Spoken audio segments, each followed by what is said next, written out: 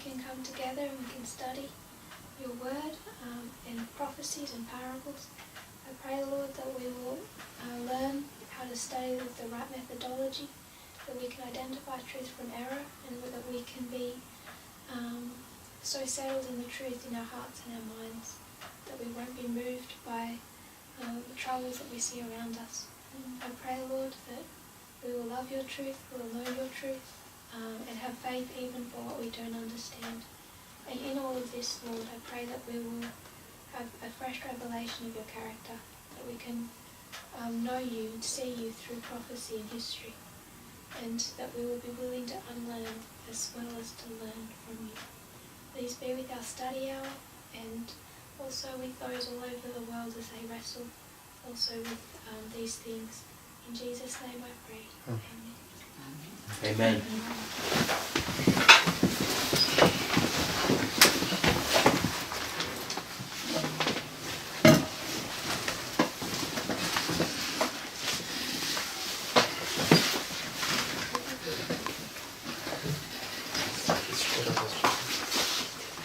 We'll go to Acts 27.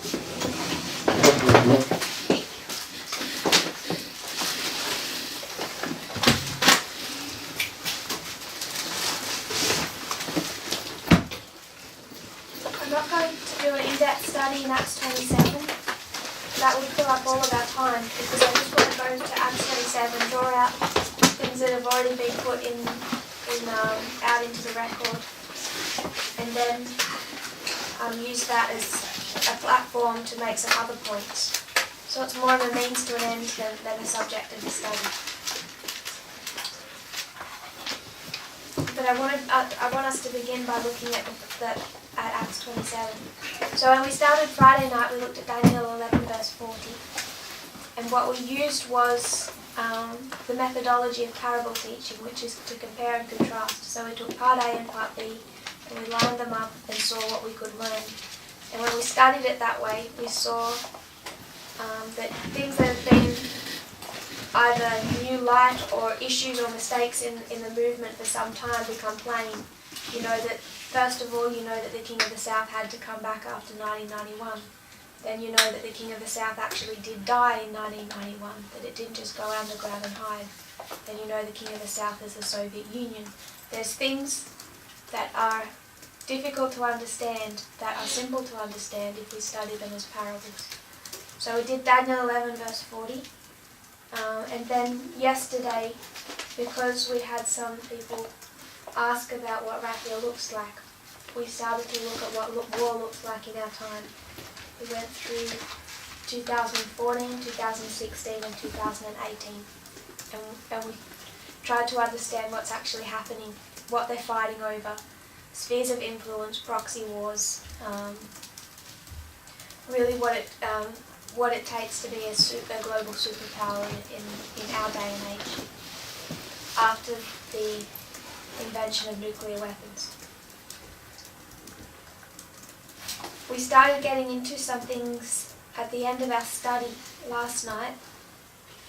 What we did is after looking at 2014, 16 and 18, we saw what those years represented. The 2016 election, the first Battle of Ipsus, then we looked at 2018 as the Battle of Heraclea. And what we were identifying was changes, massive changes, particularly within the United States, but something that's also spreading global. And we took that to the line of the Nethinims, and we saw that that's also something that they are externally supposed to see and identify. So if we were to start with Acts 27, we're going to use the same methodology, and it's going to hopefully bring us back around to looking at some of the same subjects. And what we want to do is take the two ships, the first ship of Adramyttium and the second ship of Alexandria, and compare and contrast the two. So if we were to go to Acts 27 and read verses 1 to 5.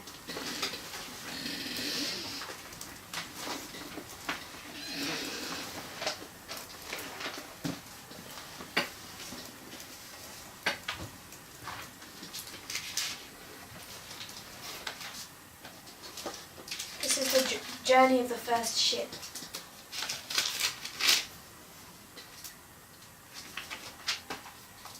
whole first voyage is verse 1 to 5. The second ship is from verse 6 to the end of the chapter. Someone would read verse 1 to 5. And when it was determined that we should sail into Italy, they delivered Paul and certain other prisoners unto one named Julius, a centurion of Augustus's band. And entering into a ship of Adramyttium, we launched, meaning to sail by the coast of Asia, when Aristarchus, a Macedonian of Thessalonica, being with us. And the next day we touched at Sidon, and Julius courteously entreated Paul, and gave him liberty to go unto his friends to refresh himself. And when we had launched from thence, we sailed unto Cyprus, because the winds were contrary. And when we sailed over the sea of Cilicia and Pamphylia, we came to Myra, a city of Lycia. And then in verse 6, they find a ship of Alexandria and they change ships. So verse 1 to 5 is the ship of Adramyttium.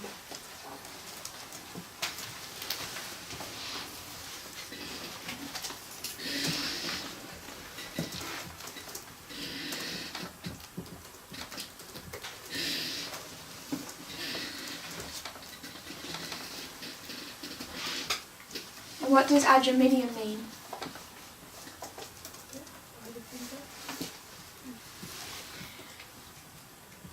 I shall abide in death. What does it mean to abide? Hold on to. Stay. What's the proper definition of it? Yes. Where did you get this definition from? Adramyttium?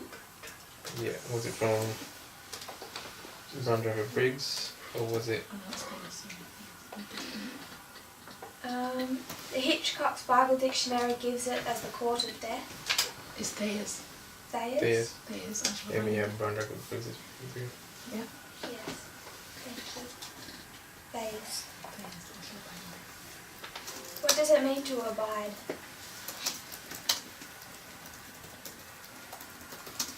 Cling to. To stay, to dwell.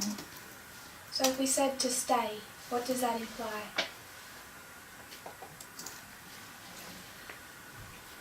That you're already dead and you're going to stay that way.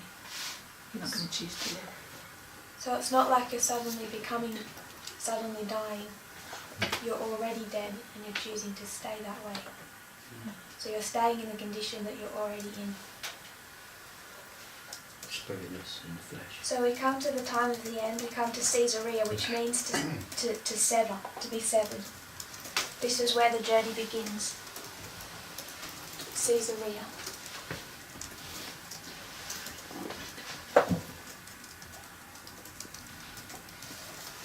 Which means severed. We took that to the mountain of Daniel 2, something begins to be cut out.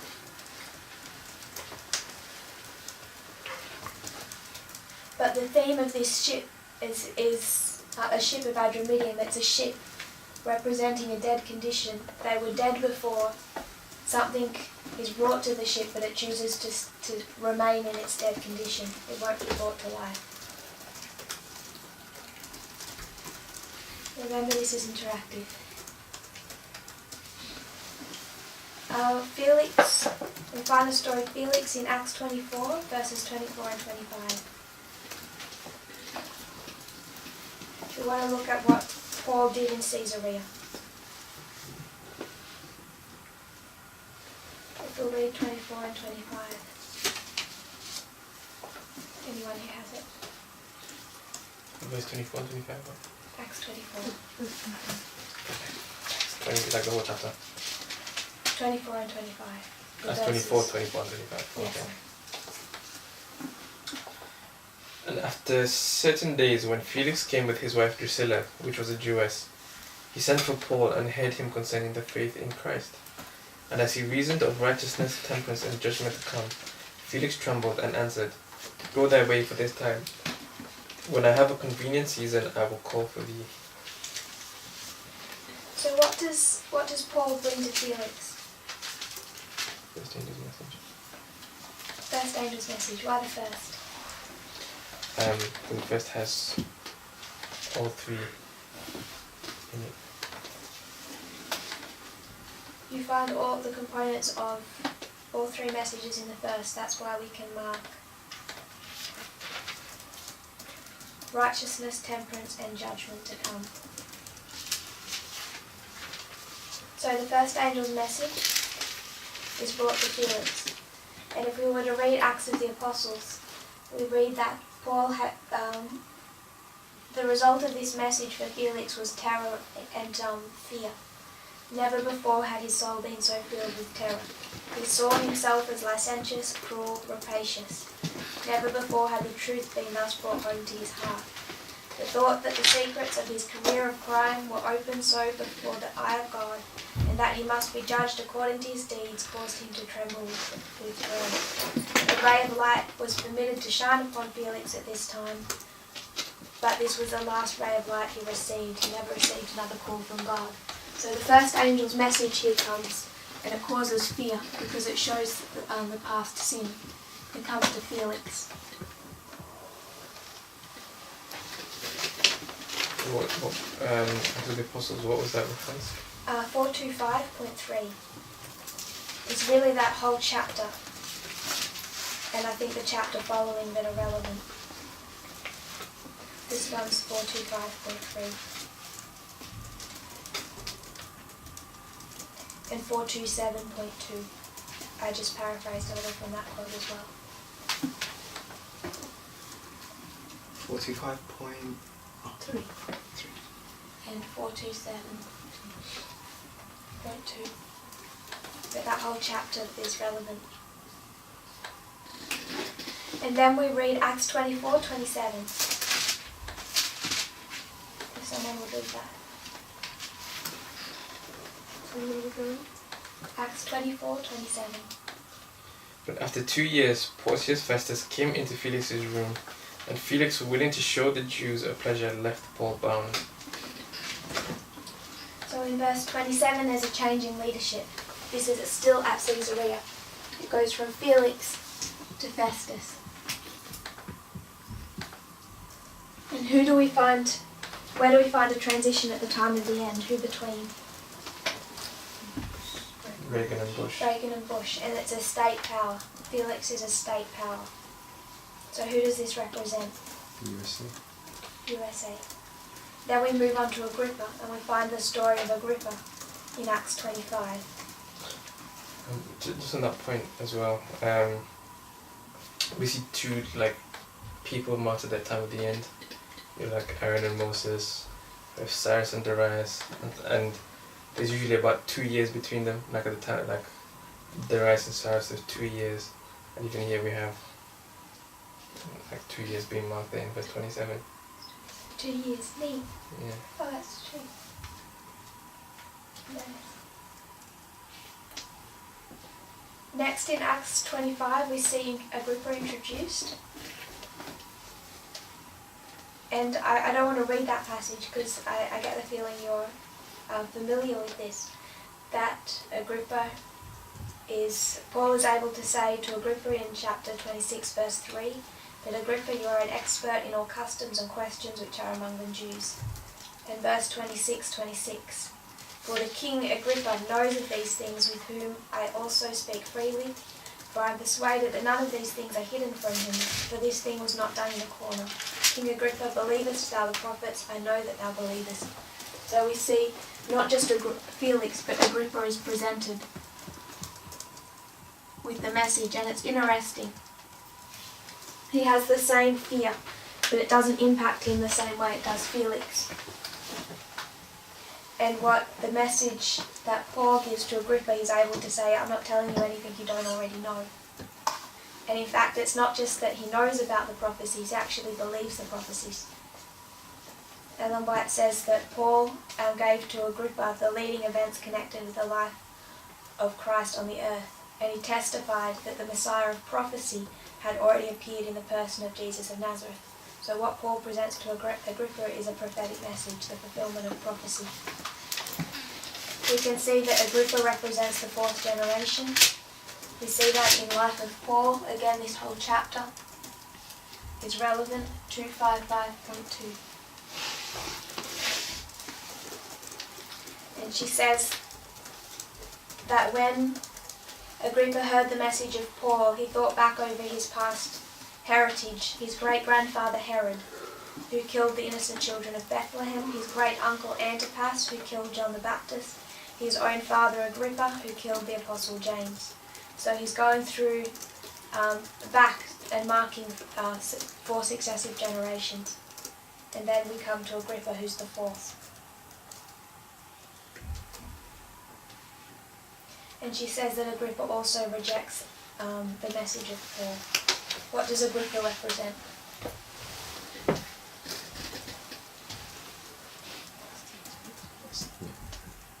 It's the church. Adventism.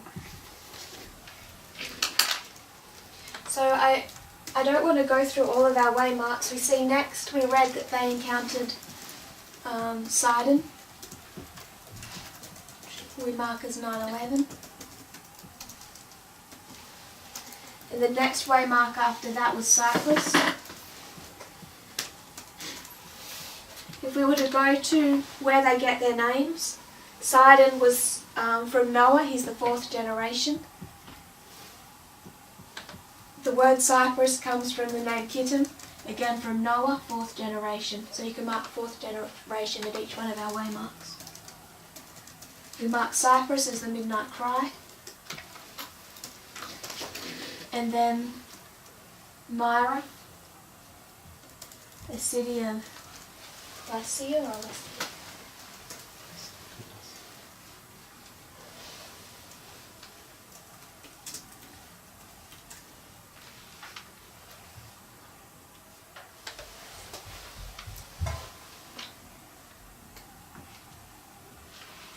As Sunday law.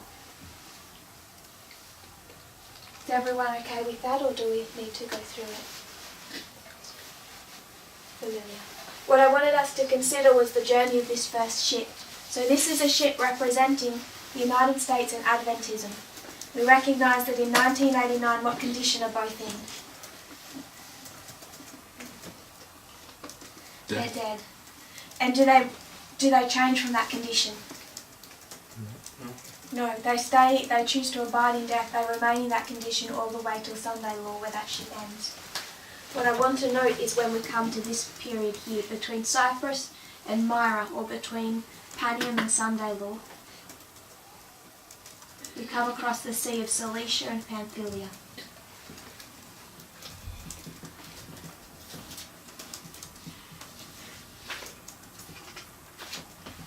And what's happening in this sea? Between Panium and Sunday law. I'm going to change this to Panium, don't mind, to stay accurate. What happens between Panium and Sunday law?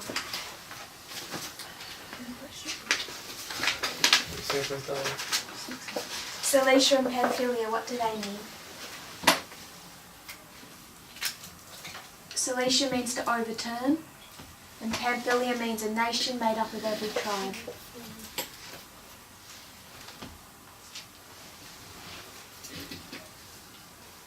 And what happens at Sunday law? USA, Soviet. If we were to go back into the language of Revelation Revelation 17. and the heads, what happens at Sunday law? Changes heads. Sorry? Changes heads. From who? The 6th to the 7th. And what do we call them? USA. UN. So it moves heads from the 6th to the 7th at Sunday law. This is the United States. This is the United Nations. Is everyone comfortable with that? So question, who brings in the Sunday law?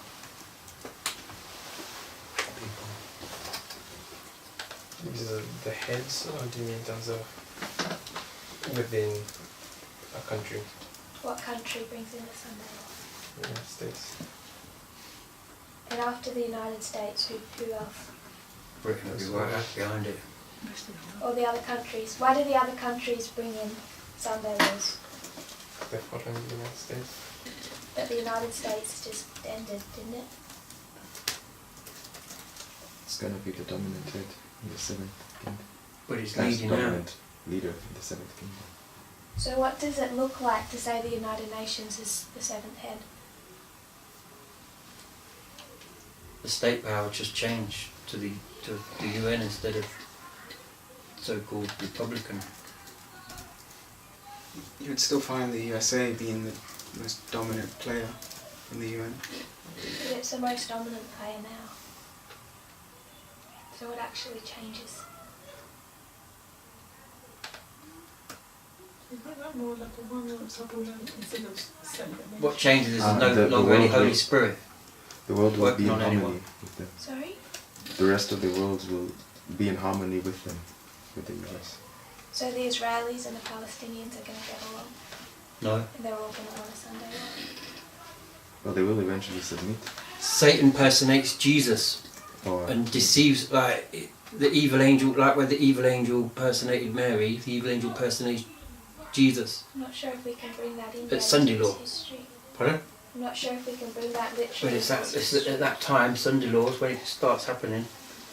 And even Oh if no, we actually did it's a little bit impersonate before the Jesus, Sunday law, because Satan's saying that the Sabbath is Sunday, not... The Chinese won't care. They won't care if Jesus came back. They don't believe in him. There was Neither real will Christians in Muslims. China. There was and Japan. There was real Christians in Japan as well, and the state power just killed them all. The vast majority of the world is a Christian. They won't care if Jesus comes No. down. Wait, what exactly are you asking? Are you asking how the seventh head is going to look like? What does it look like? What changes?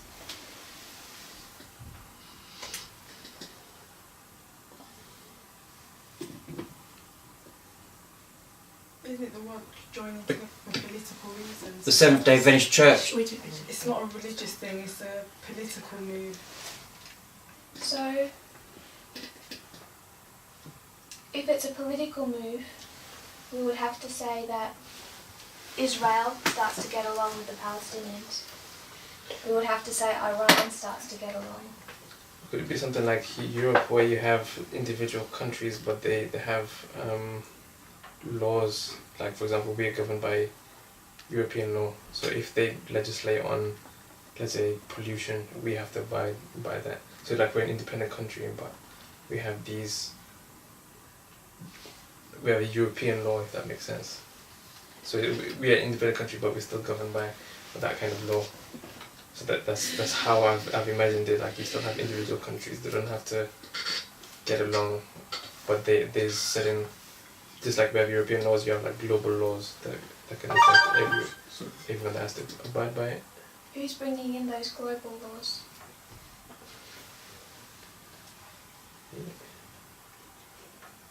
United Nations.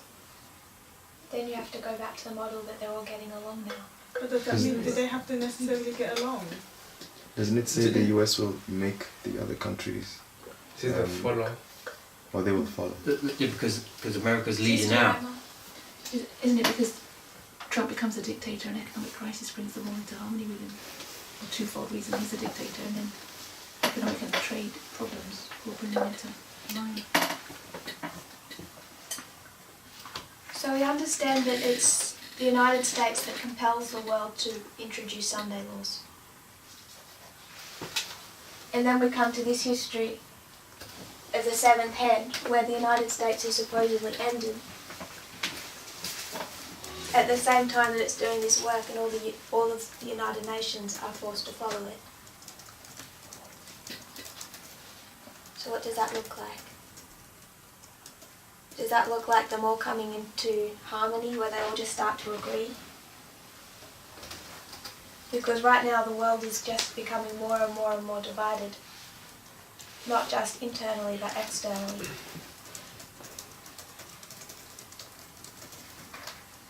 I don't think they necessarily have to be in harmony in terms of the ideology. They can have a common law, or common. I think the European Union kind of works like that, the way I'd imagine it would. And the USA being the most powerful, just because we say the sixth head finishes doesn't mean actually it's going to disappear. off the map. The USA is just not going to disintegrate.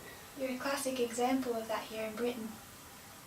Not even all these countries that are friends can stay in the EU and tolerate each other. It's breaking apart. So not cleave one to So another. how can other countries enter into an agreement like the European Union and stay united when Britain can't even do that?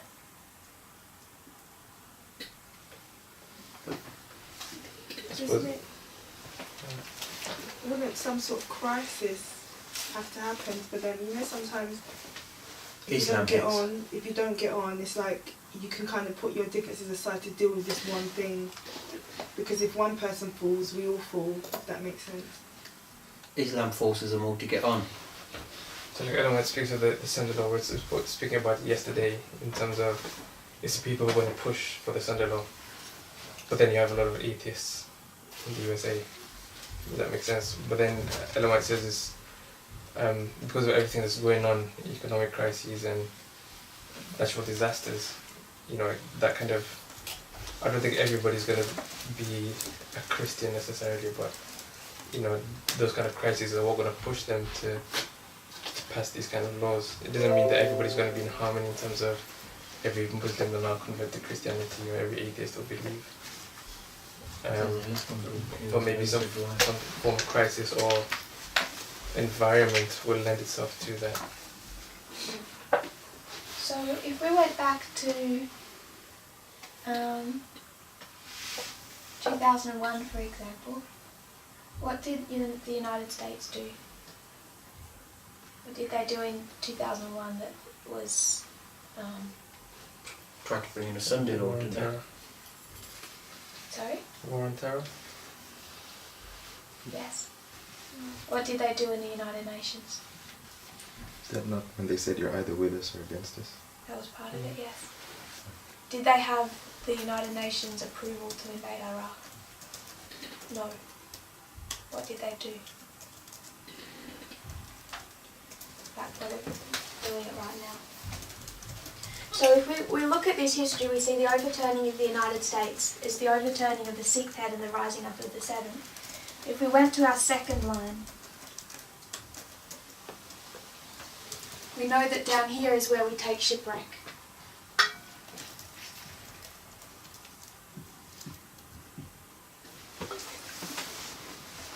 And then we tend to see the end of the United States. But we know that it isn't ended at the sixth. It actually looks like the sixth looks like the United States over the UN. The seventh looks like the United States over the UN. What's the difference between the sixth and the seventh?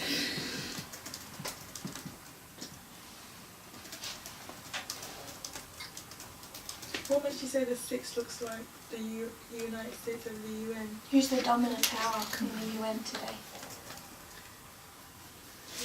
The UN is in the US.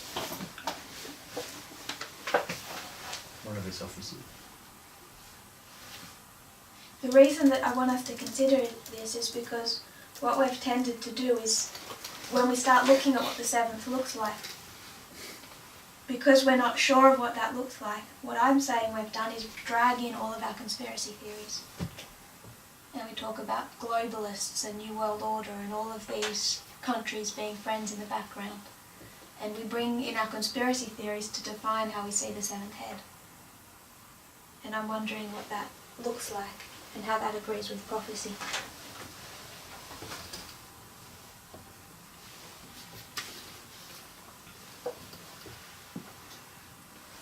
When we talk about the United Nations being the seventh head of Bible prophecy, what does that look like? Because it's not the United Nations that's pulling the strings as the seventh The head. papacy will be pulling the strings when it becomes the seventh head. Through. The United Nations isn't pulling the strings as the seventh head. The United States is doing that work. The United States is the sixth and the seventh head. So what changes between Panium and Sunday law that would bring that about? As a sixth head, if the United States was to go to the United Nations right now and say, Palestine, Iran, China, you're all to pass this law. I require you to pass this law. Would they do it? Not a chance. What starts to change after Panium? Does it, when we say that national ruin follows national apostasy, does that national ruin follow right after the national apostasy, or does it take some time? I would think it takes time, Okay. and I would wonder what national ruin looks like, because I don't think shipwreck here is saying the United States disintegrates. The United States has more power as the seventh head than it had as the sixth. It has more influence and power after prophecy says it's ended than it had before. Otherwise, what else is making these countries follow suit?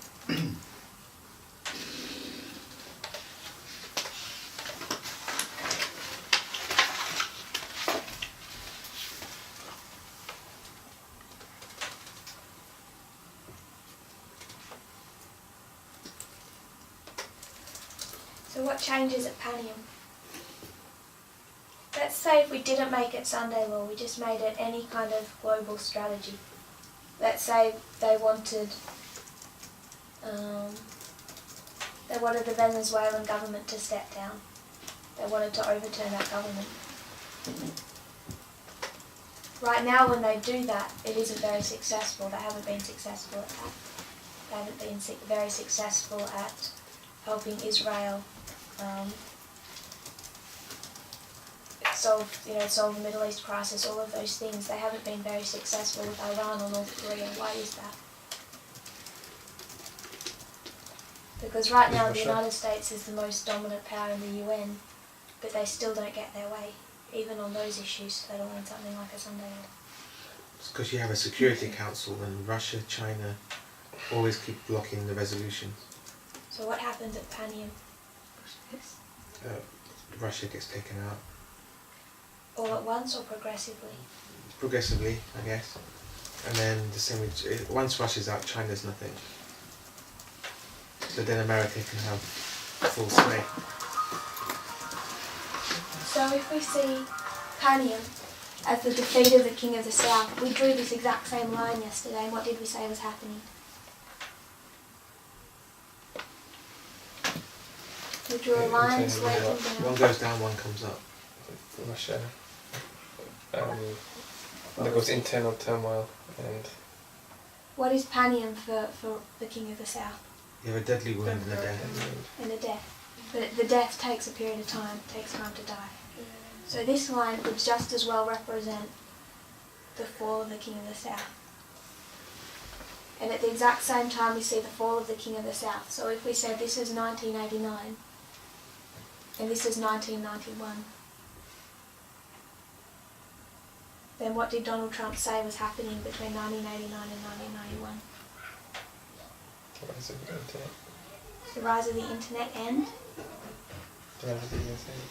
as The long superpower. the only world superpower.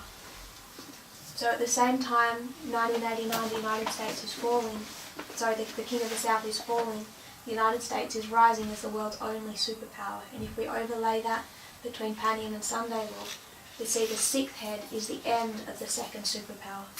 Now the United States is over the United Nations, but there's no other Russian power in the Security Council to hold them back. So if we just brought that into a simple issue like Venezuela, right now Donald Trump says to Venezuela, you're to overthrow your government, the president is to step down, you're to let in this new guy, and they don't do it. And why don't they do it? They're only a little country really to withstand the United States, but what Russia did is they filled a tanker with all the supplies for that Venezuela needed to keep their oil production going, and they shipped it across to Venezuela and they propped up their economy. If Russia hadn't have propped up the Venezuelan economy, they probably would have crumbled by now. So right now, when the United States wants to do something, who stands in its way? They've done that with King of the Chinese South. ships as well. They've got more people on satellite. They do that in North Korea. They do that in all across, when Ukraine wants to join NATO, Well, it's the King of the South that's holding him back in Afghanistan, in Syria with pipelines.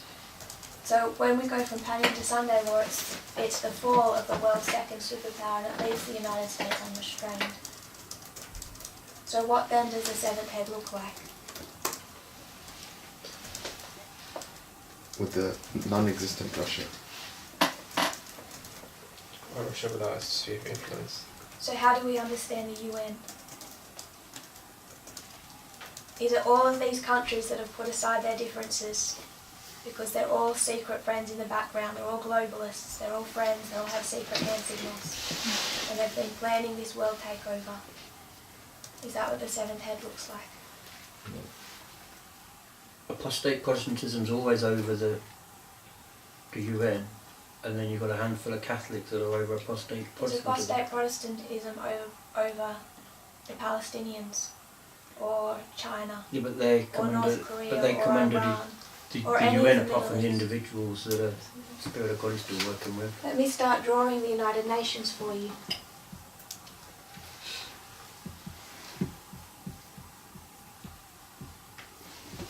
Because amidst all this, there's going to be 144,000 full of the Spirit of God without measure, and people are going to be What role does apostate Protestantism have in any of those countries? absolutely nothing. Absolutely none. So where do we get our conspiracy theories from when we come to the United Nations and we say, actually, these are all friends? Israel and Palestine are friends. They just pretend to fight.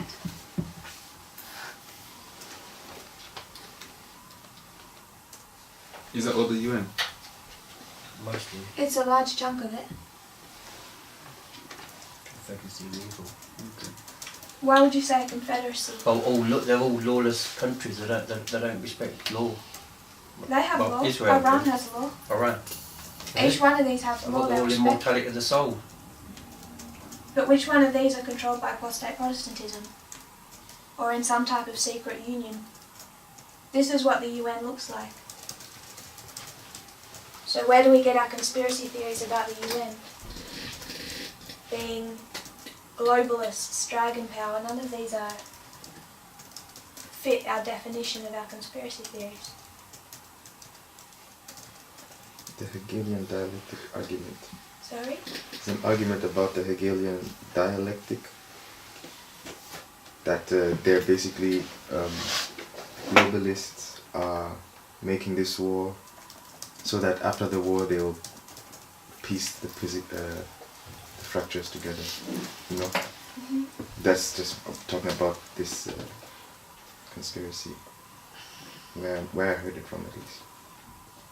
When we come to, we did this yesterday. We looked at 1989 to 91, and then we go to 9/11, and this is the priests. What issues are we facing 1989 and 9/11? What's the problem? What counteracts the message of the movement? Apostate Protestantism. Conspiracy theories. Conspiracy theories. What's a conspiracy theory about 1989?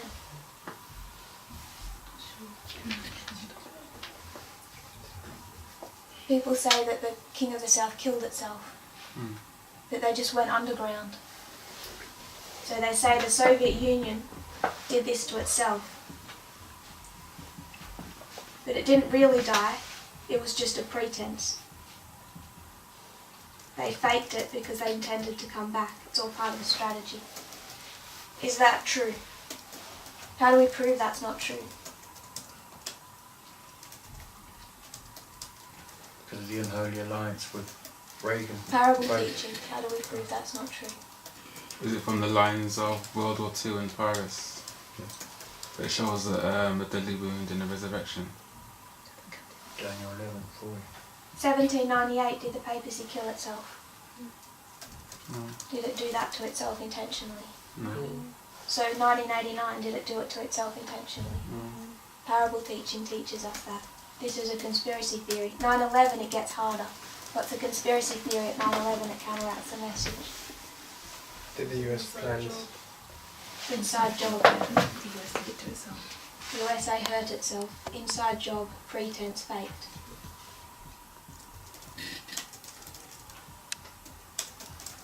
That was definitely Islam. And what is behind both of these messages? What's the principle behind them? To make non effect of Bible prophecy. What do you have to have for both of these to happen? Do you mean like propaganda? That too.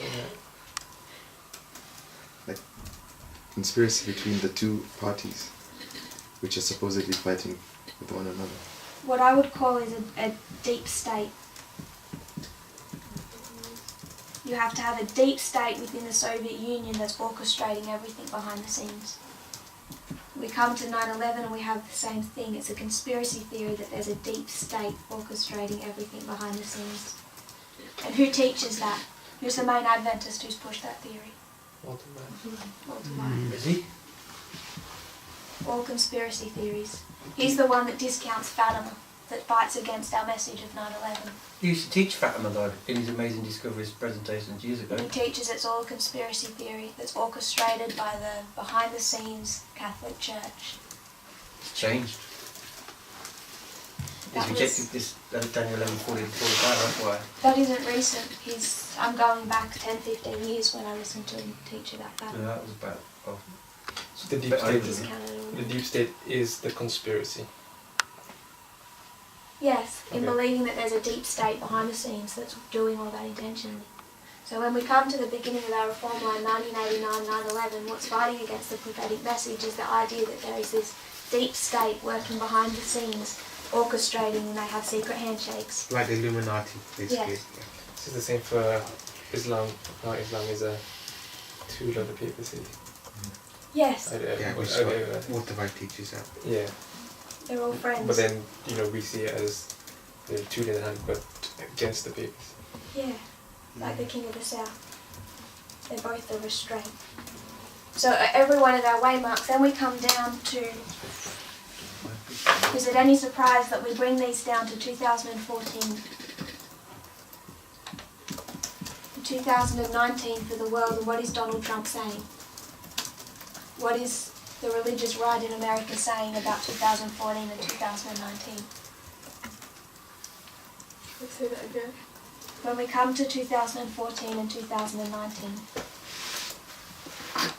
we have 16. This is the increase of knowledge, the first angel for the priests. This is the first angel for the Nethinims. It's their history. When we come to 2014 to 16, 2018, 2019, there's a prophetic message, and what does that prophetic message say?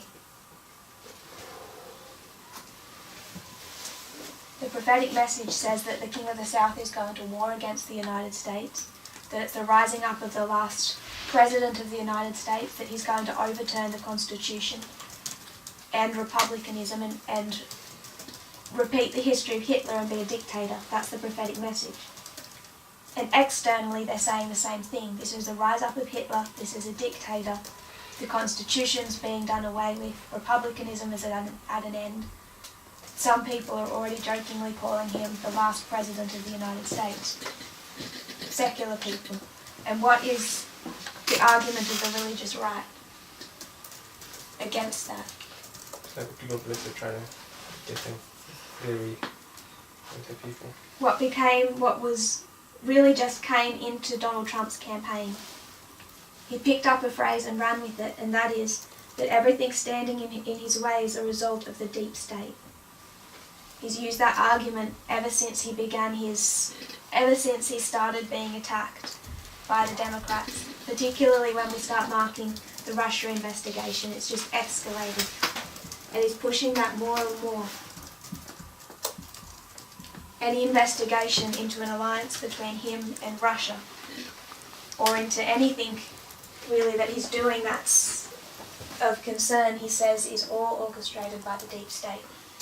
So they have the exact same arguments in their history as we have in our history, and they're required to identify true information and false information. Any thoughts? You know, we go back to 1991 and George Bush coins this phrase New World Order. What do you think that meant? If this deep state doesn't exist?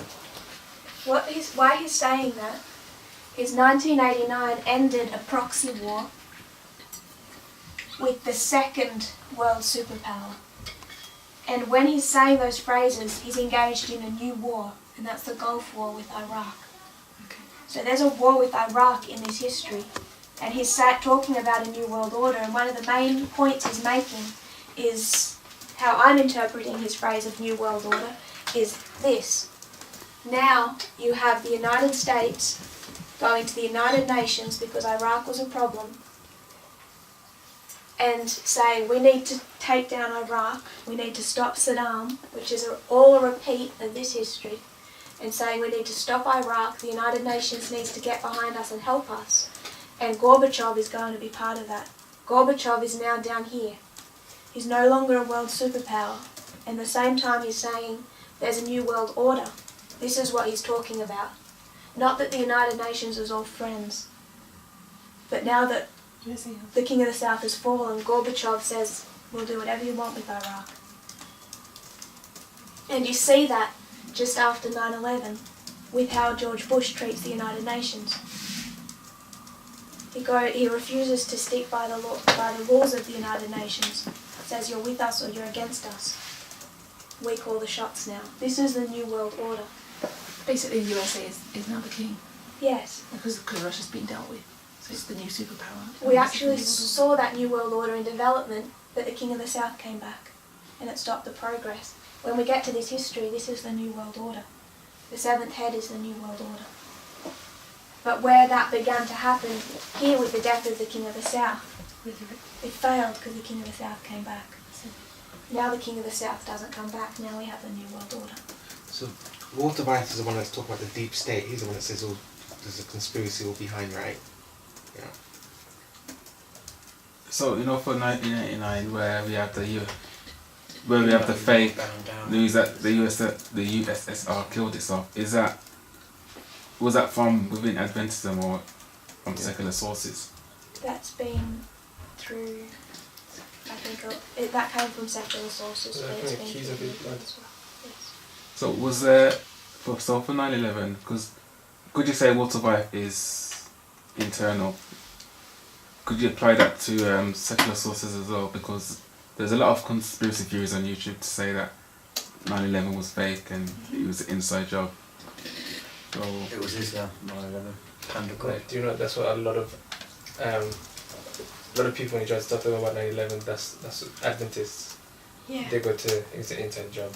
Like when you try to introduce something like the third world, this concept of the three worlds, what they run to is that it's an inside job, it's conspiracy. It wasn't actually Islam, and that fights against the message.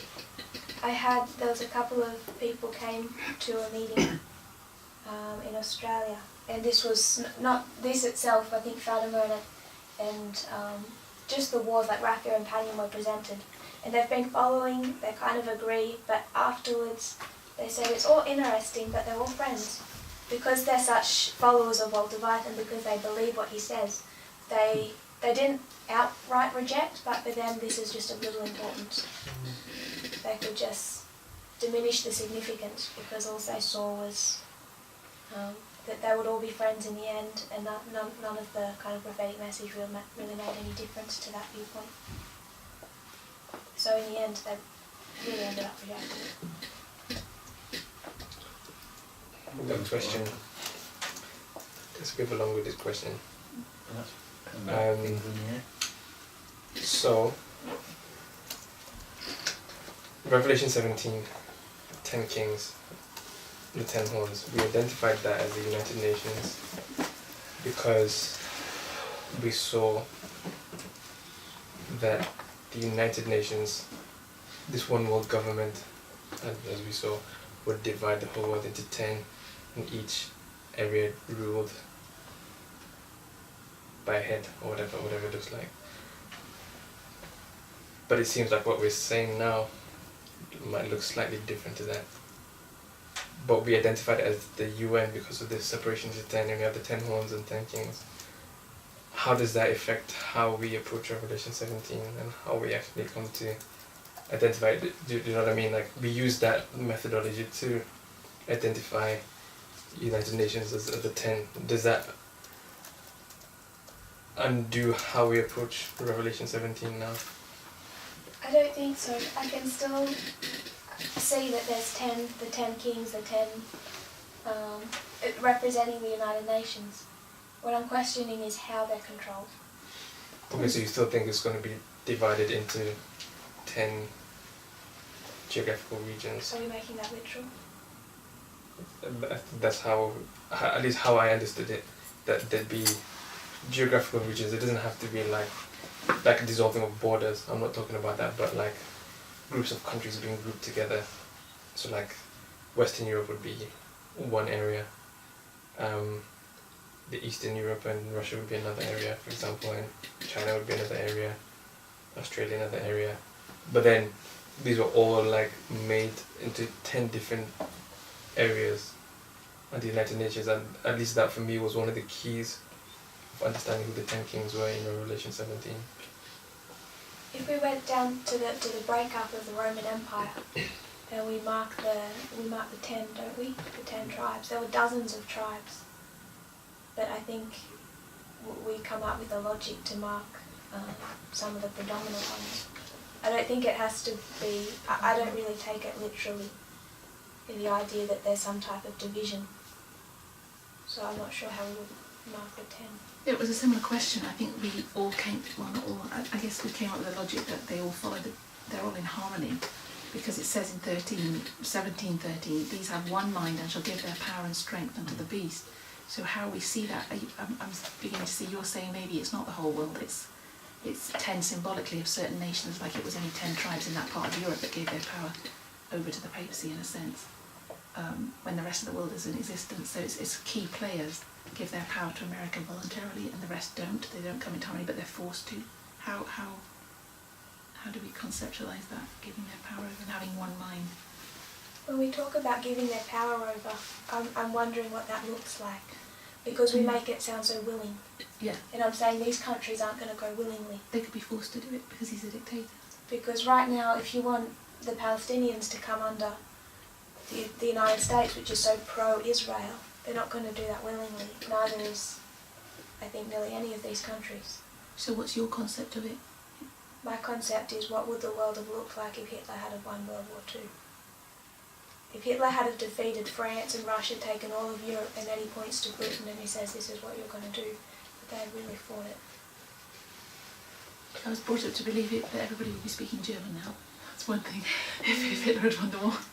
Do you think we might need to rethink what it looks like to give the power and strength to the beast? Because, we say it's passing a Sunday law, but does every single country have to pass a Sunday law?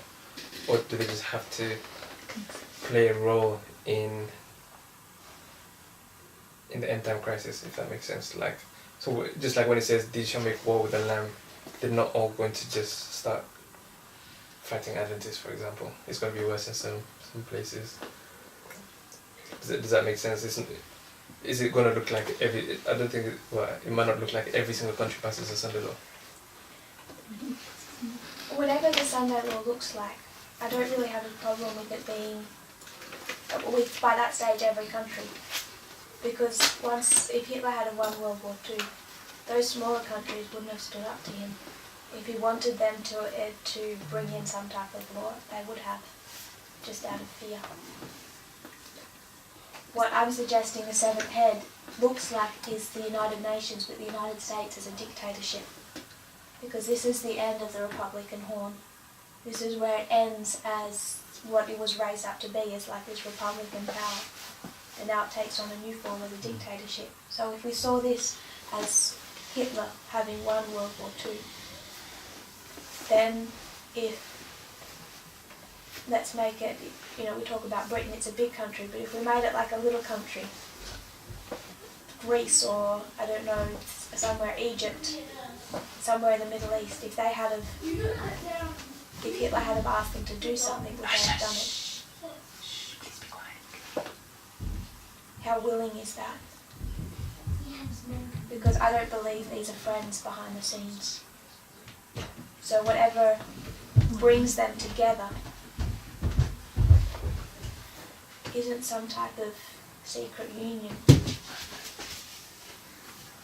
I would suggest it's fear with force, and not everywhere. I mean, you look at what's happening in Brazil, they have Trump 2.0. I mean, like, when you look at like 2014, for example, the Sunday law for the priests, it doesn't look like a Sunday law. It's not like the USA passed a law to force everyone to worship on Sunday. Does that make sense? So I'm saying maybe some other countries, their version of a Sunday law would be something like that, something unconstitutional, something that is hypocritical according to the law that they stand for, something like that. We have 4 Sunday laws to watch out for. We have, if we did the line of the priests, 2014, the Sunday law.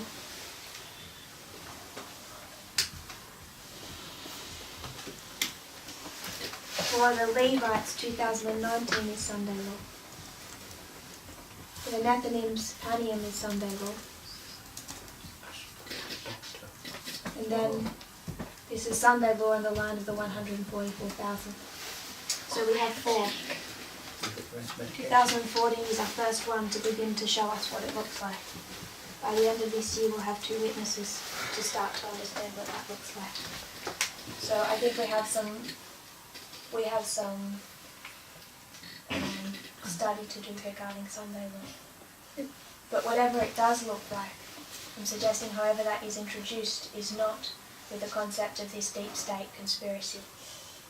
I think that idea of the deep state and those conspiracy theories, it's not just a subject for the priests. Now it's the counter message to what the Nethinims are required to accept.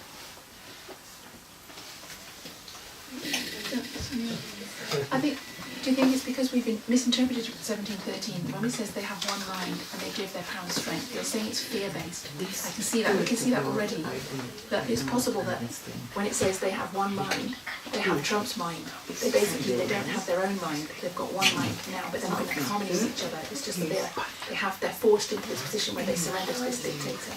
So when you have one mind, it's that they're compelled to have the mind of Trump. Basically, he's over the whole world. And then if you look at Babylon, I suppose Nebuchadnezzar's the world ruler, and he calls all these people to come together on the plain. And they're forced into it, really, because he's the world dictator. Yes. So they have to go there, and the only people standing up are the 3 ladies. So with that model, it's almost like they all have to come to him, and they're forced into it. And so I think we have to relook at Revelation 17 and say what's our understanding of this one mind, because I conceptualise one mind means they're all in agreement that they want to pass the Sunday law and persecute God's people. But then when the persecution of God's people starts, we also read that it's a shock. So people have done this, coming into harmony, or coming under power of somebody, voluntarily or not voluntarily, but not realising the end goal of it. So when it actually comes to it, it's surprising to them. So they're not coming in harmony to persecute God's people, for instance. I can see one mind developing, not in every country that we've listed, but it's the rise of populism. Yeah. It's what we see in Brazil, it's what I'm watching in Australia, it's what's happening in the UK with Brexit and some of your leaders. It's the rise of populism, and that is bringing in one mind.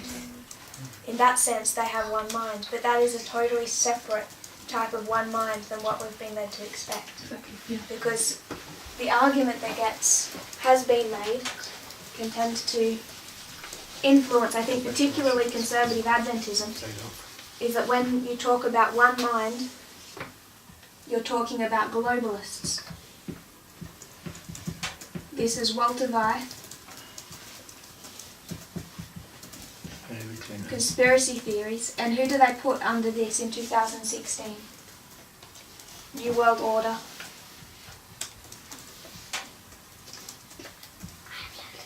What would conservative Adventism put in this bracket in 2016? Movement. Clinton. Yeah. Which is exactly why this movement looked at 2016 and said, can't be her. I mean, it could be her. She could be the last president because she's part of this. Part of the globalists, part of the UN New World Order. And this is the dragon power. And then what I'm saying, and what I think we're seeing, is that it's populists. And this is Donald Trump. And this is what rose up. This is World War II all over again. This is Hitler. It's a totally different type of one mind than this story. And this story can't be defended with prophecy. When we get to after the Sunday law, and we talk about the dragon, the beast, and the false prophet, do they have different conflicting messages? Are the dragon and the false prophet sharing conflicting messages? Yeah, they have different mindsets. There's one immortality of the soul mindset. They have different ideologies. Whether that will all come into unity, go back to what you say on that. I'm not sure what you think that looks like, but after Sunday law you have the dragon, the beast and the false prophet. Are they warring against each other? Oh, that's not enough to see questions. I've got a different question. Just repeat what you just said again. The dragon, the beast and the false prophet after Sunday law. Yeah. Or at Sunday law, are they fighting? No. They're two different messages. Or are they in harmony? They become in harmony because what you have is when Ellen White talks about how Catholicism and Protestantism clasp hands in the abyss of spiritualism. So spiritualism is the glue that combines the beast, the dragon and the false prophet together. So the dragon and the false prophet at Sunday law are in harmony. Yeah. So when we come down to 2014, are the dragon and the false prophet in harmony? Not Or visibly. are they two conflicting enemies? It's progressive, isn't it? They're coming into harmony.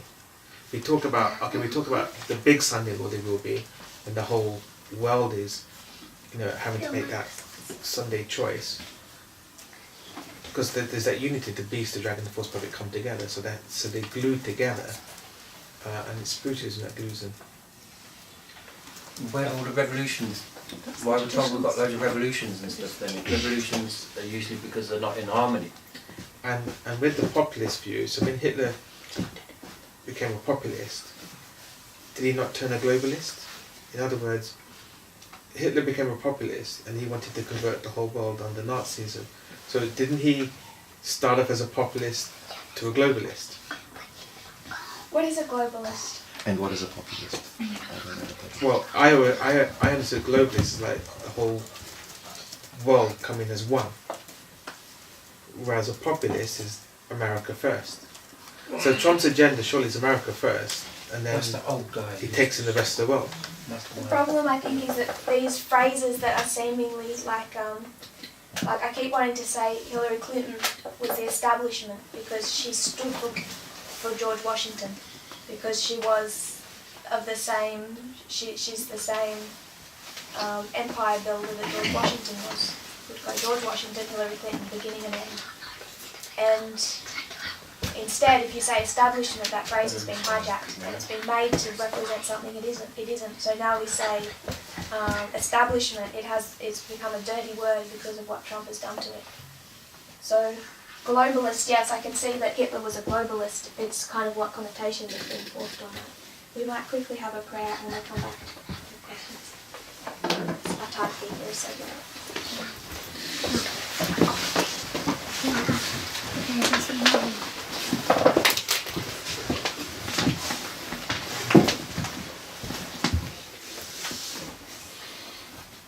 Father in heaven, thank you for our blessings. Thank you for the opportunity to study. I pray, Lord, that we will come into a clearer idea of what is happening and what's about to happen in the world. And bless our fellowship together. In Jesus' name I pray. Amen. Amen. So we have 15 minutes. I think the boys have to play with the boys, or some boys might be going and then we won't have a chance to play with you.